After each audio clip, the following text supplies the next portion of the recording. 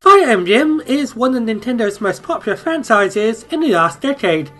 Ever since Awakening, we had 2 more 3DS titles, a Switch title coming on the way, 2 spin-offs, and a mobile adapted game filled with your favourite husbandos and waifus. But before the great husbando and waifu wars, Fire Emblem was a very niche series that most people only knew about because of Martha Roy's debut in Super Smash Bros. Melee. My first experience with Fire Emblem was back during the Melee days, discovering Martha Roy for the first time. Martha Roy were some of my favourites to play as in Melee, and I wanted to know more about them and the series they hailed from. I practically wasn't the only one, as Nintendo and Intelligent Systems decided to release Fire Emblem for the first time in the West, thanks to Melee's and Advance Wars' success. Strangely enough, the game they decided to release here did not feature Marth or Roy, but Roy's father Eowyn and his band of merry lords, Yin and Hector.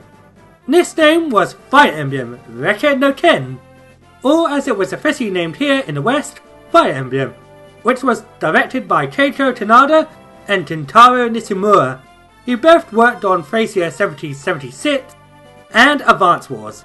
In recent years, it has been dubbed as Fire Emblem Blazing Sword, and this was the very first Fire Emblem game I have ever played, back when it was originally released. Blazing Sword was originally released on the Game Boy Advance in 2003 in Japan and North America, and in 2004 in Europe. And besides being the first Fire Emblem game in the West, this is actually the 7th installment in the franchise. So with that little trip down at memory lane, you'll see how Fire Emblem holds up. Despite the fact that the Fire Emblem series has been going on almost nearly 30 years, you didn't start with any game without any knowledge of the series prior, as most of the titles are set in their own location. Blazing Sword is a prequel to the previous game, Binding Blade, which is a Japanese exclusive, but besides a few characters from that game appearing here, you don't need to play Binding Blade to grasp Blazing Sword's plot. Their opening scene describes to us the events between humans and dragons, known as the Starwin, in which the humans defeated the dragons thanks to the 8 legendary heroes and founded the continent of Elibe. In the continent of Elibe lie 5 countries. Bern is the most powerful nation, with a strong military force. Sakai, which is made up of large plains, consists of nomads. Exteria, which is basically the Magic Kingdom. Aria, which is the place you don't even go to in this game. And Ysia, which is made up with multiple kingdoms, each led by their own Marquess. A millennium has passed, and this is where the story of Fire Emblem begins.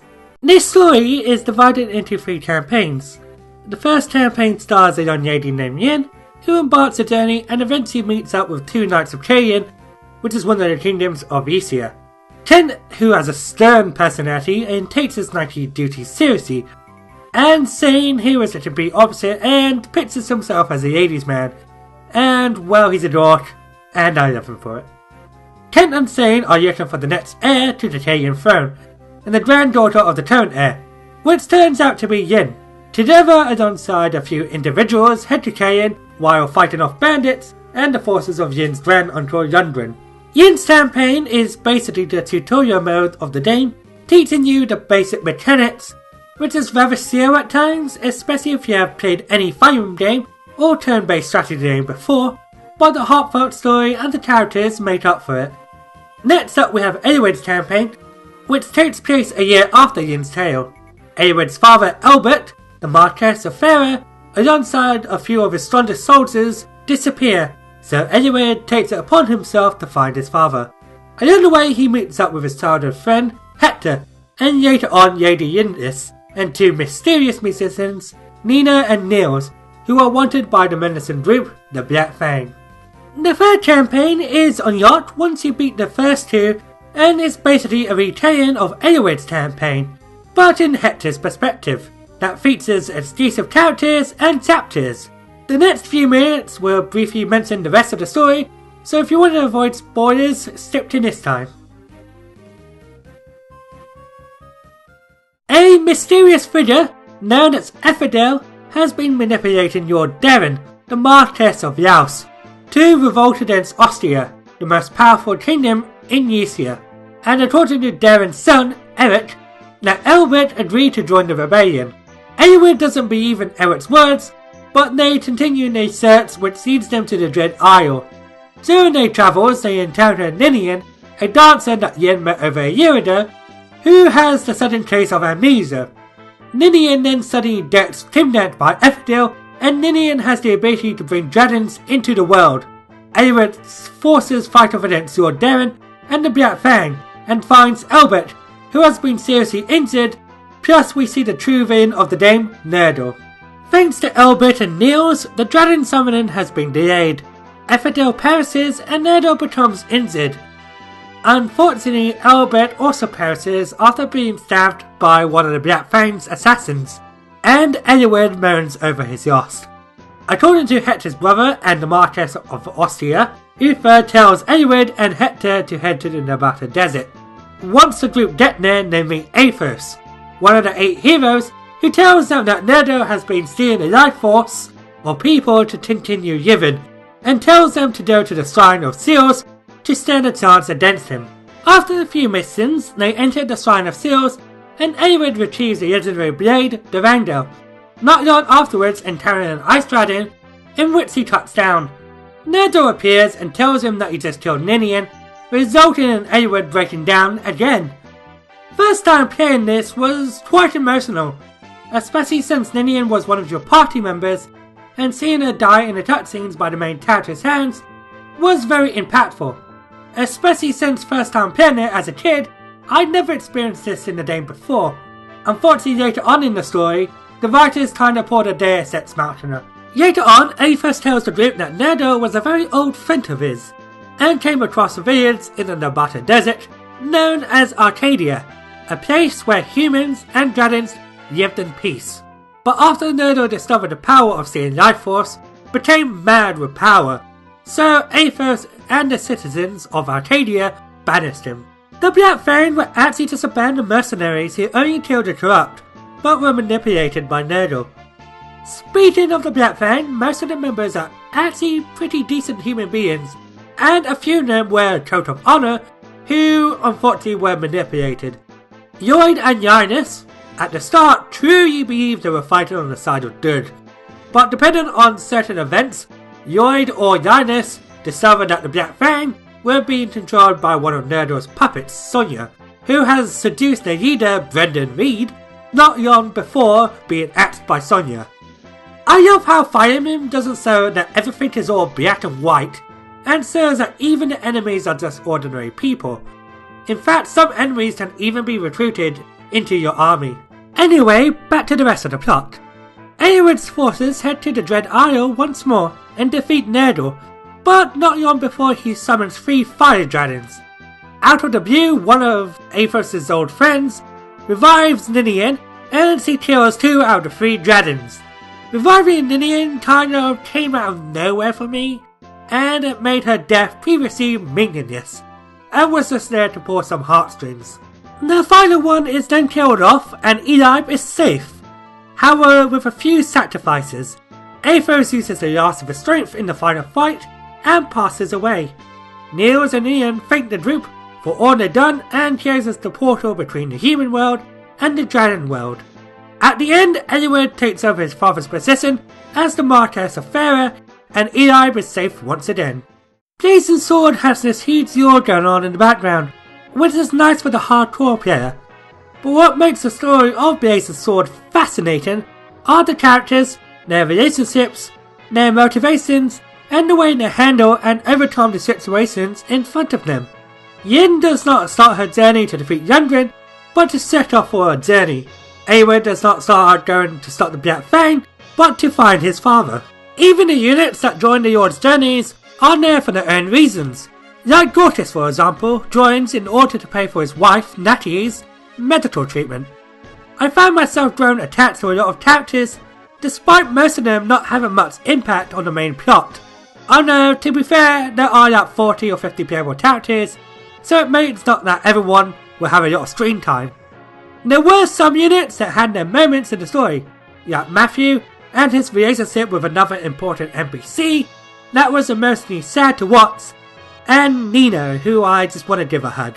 The units tend to interact with each other with a support system that dives into their character more and can eventually change their outcome at the end of the story.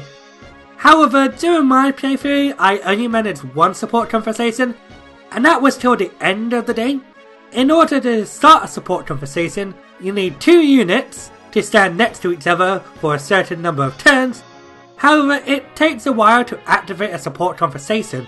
I prefer the support conversations in later titles like Awakening that have them in between chapters instead of during the middle of battle. The cast of Blazing Sword still holds up as one of my favourites in the series. My favourite characters include Yin, Hector, Eowyd, What happened to Dorka? Nino, Eric, Sane, and Eustace. Hector is a brass and blunt fellow. He would value his axe to the torture rather than using diplomacy. He is true and loyal to his friends, and is an absolute nightmare to his enemies. Eowyd, on the other hand, is polite, and would prefer to settle things with words than use violence, which, as the game shows a few times, is his greatest weakness. Some people may see Eowyd as a bland character, but I see Eowyd as the straight man out of the 3 lords. While we see Yin and Hector argue like a brother and sister relationship, Eowyd is the anchor that ties the group together. Eowyd and Hector are the complete opposite in terms of personality, but I saw multiple times in the story that they have a brotherly bond and support each other's weaknesses. As they say in relationships, opposites attract. Blazing Sword also introduces the self-insert tactician. However, unlike in Awakening, the tactician practically has no input in the story and is only addressed from time to time, and is really here to ease newcomers to the series and the strategy genre. This doesn't help much as the tactician doesn't have a portrait and is only seen in sprite form. The tactician could have been replaced entirely and not a thing would change the game. Blazing Sword is a turn-based strategy game where you control a small army and fight off against the opposing team. The game has a total of 30 chapters plus optional side chapters, and each style of the chapters varies from taking over the enemy's castle, defend NPC for a set number of turns, defeat the boss, or defeating all enemies on the map.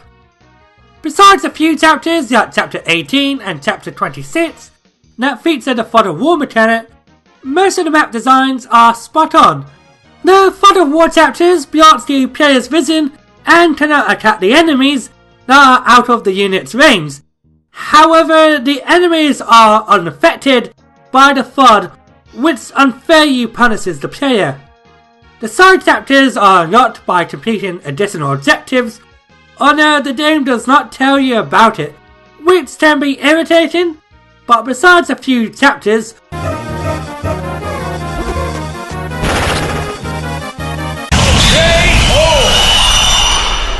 God damn it, Pent, are not too bad to unlock.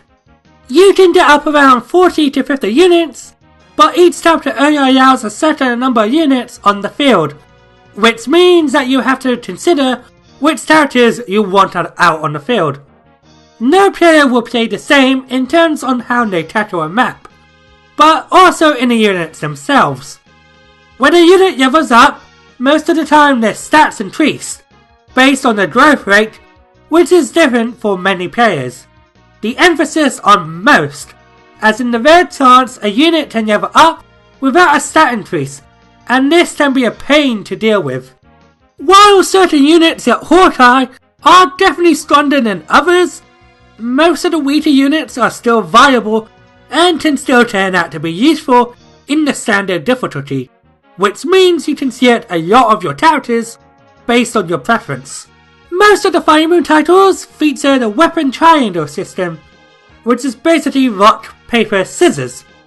Sword beats axes, lances beat swords, and axes beat lances.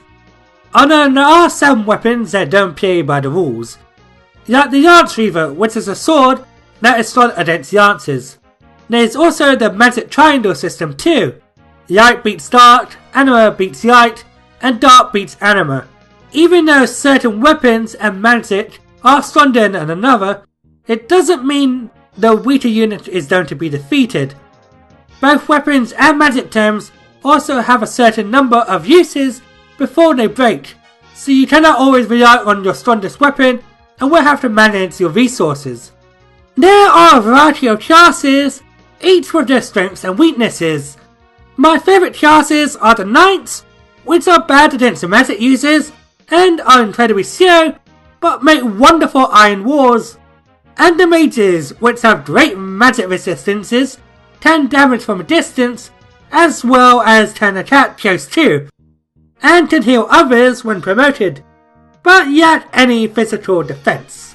Speaking of promotions, units can be promoted into more powerful units when they reach level 10, and use a special item, although I would recommend waiting till they get to level 20, which is the maximum level, or at least don't have better stats, as if you promote a unit too early, then their stats won't be nearly as good than a unit that waited until maximum level.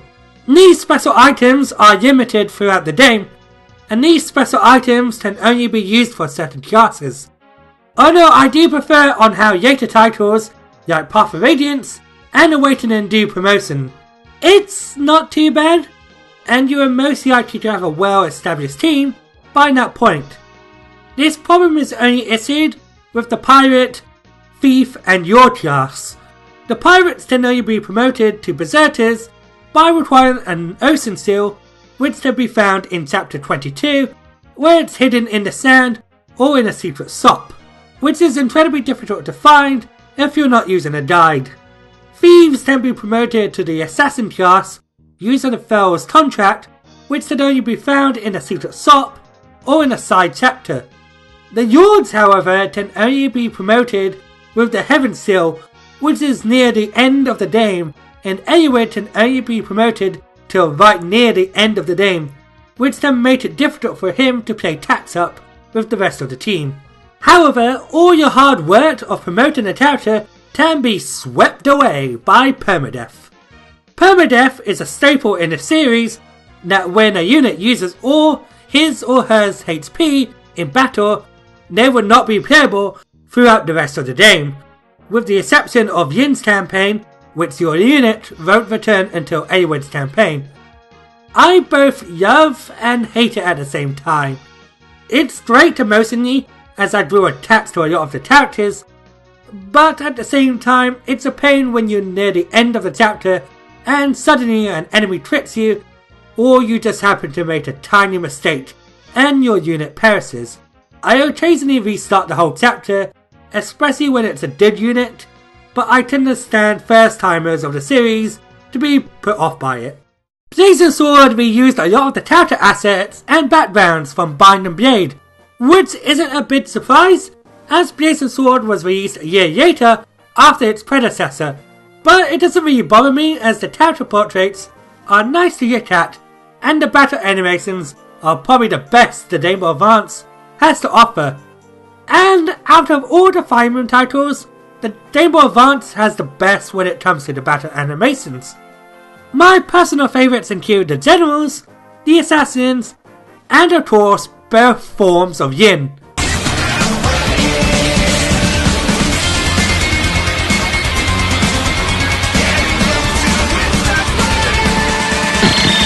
Happy feet. One more combo.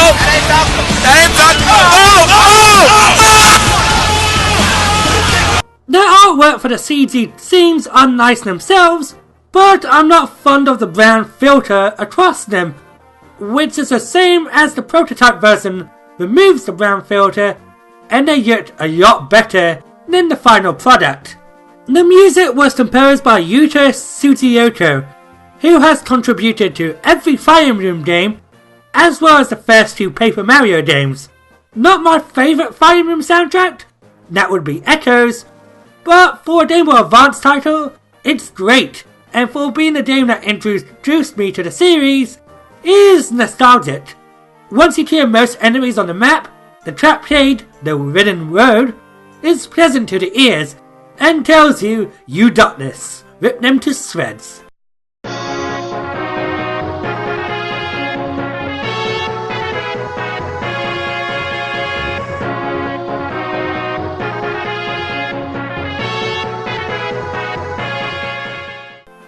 Some of my favourites include the boss theme, Rise to the Italians, Yin's theme, Winds Across the Plains, and of course the iconic recruitment theme, Together We Ride.